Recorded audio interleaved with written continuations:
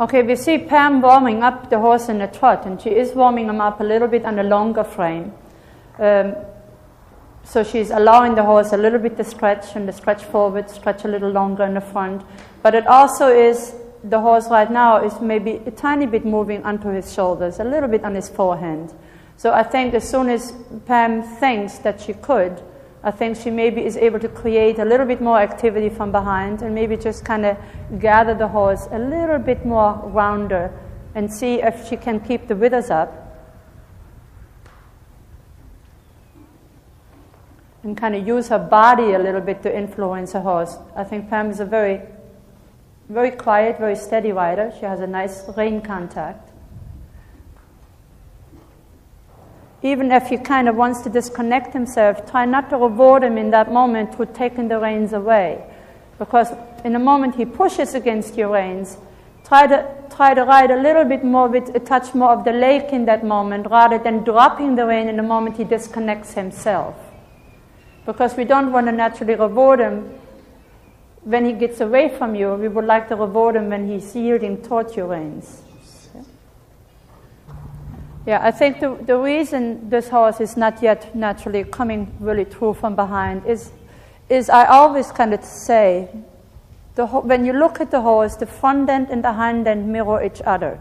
You can see when the horse is a little bit pushing backwards behind, you look at the front, and you also see that they are really a little bit bracing toward the front, they're not coming through the front. So both ends have to be worked a little bit more simultaneously. The only way the horse is able to bend behind the saddle also is the horse learning to bend in front of the saddle. So both of those ends have to be worked together. You can't work one end without the other end. They belong. It's only one horse. It's one unit. So you must ride him as a unit. So he has to learn to move more forward from behind, and he has to also learn to get a little more relaxing and stretching and round in the front. And on the long side, slow the canter down just a little bit. Slow it down a little more. Get him a little round, a little more through. But continue to ride him forward. To be a little bit more aggressive with your legs.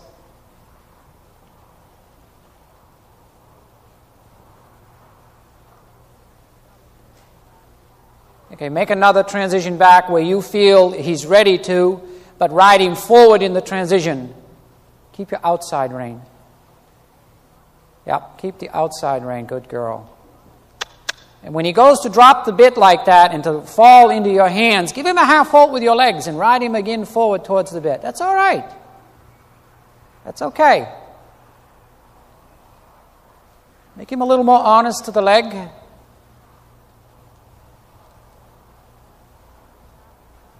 That's better. And very carefully, seat and leg, sneaking back into the trot, ride forward, be ready. Good, good girl. Pat him. Pat him. Pat him. Praise him. Yeah. You could see it, huh? And you got to remember now, it takes 2 lifetimes to learn to do this. And you're not going to do this overnight. But you go on with this approach, and each day you get a little bit more of a handle on it. This horse will come more and more through, and his back will be more relaxed. He won't be falling into the ground like that. Keep your upper body back, Pam, when he comes against the bit. Keep your back there. Keep your back. That's it. The reason I asked her to keep her back is that when the horse comes against the bit, he actually tilts her forward, and she loses the opportunity to push the horse forward. In essence, the horse is going on its forehand in motion while she goes. So if she continues to keep her back, she's going to influence this horse always to go forward. So getting a little bit too much forward sometimes is not good. And I think in general, I think the horse is better today than it was yesterday, really. He's a little more through, a little bit more forward. Huh? You can see it, those of you here yesterday? And Pam is very clever. What she's doing now, she's trying to get the horse just to go, and then she moves him a little bit in a leg heel manner away from the wall to try to encourage the horse to put a little more weight onto his hind end. What you want to try maybe to do, Pam, is while you do the movement, see if you can keep him just a little bit taller. Not so much really shorter per se, but just a little bit more height to the forehand so the haunches have a better place. Keep him going.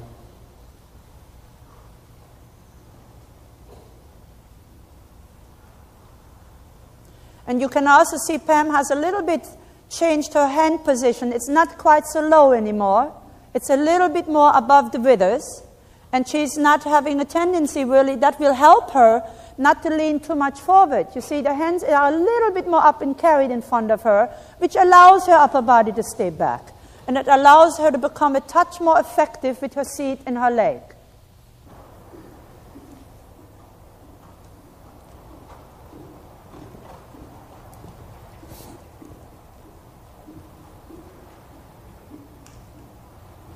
You can see Pam was very clever, because you don't want to produce a counter-canter, say, and make the horse unbalanced and then say, oh, you naughty boy, you lost your balance.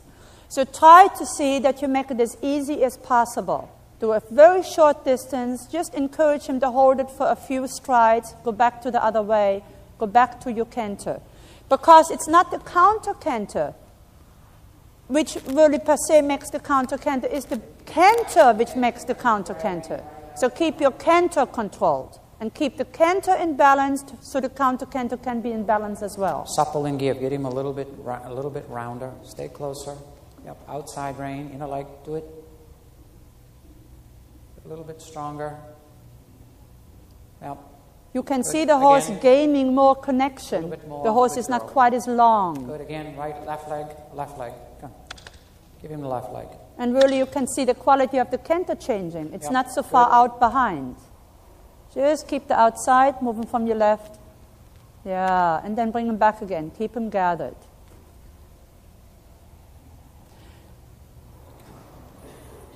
Just reinforce your lower leg when he does that with the whip, Pam.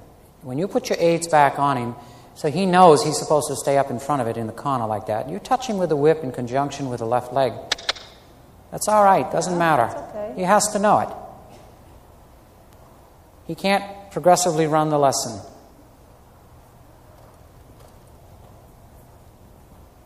Yeah, and then out. That's all right. It doesn't matter.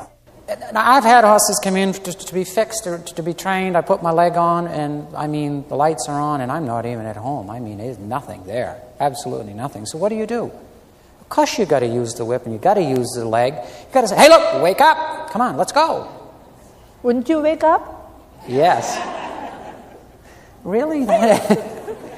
So, and I try to keep that thought process or that focus really clear. Even if I have to get after the horse and sting him with a whip, boy, I'm not going to do it in an emotional state. I'm not there to kill him. So I have to, because I want to develop the effect of that aid so that this heavy, lethargic horse carries my leg and still goes forward. And if I don't do that, I'm finished.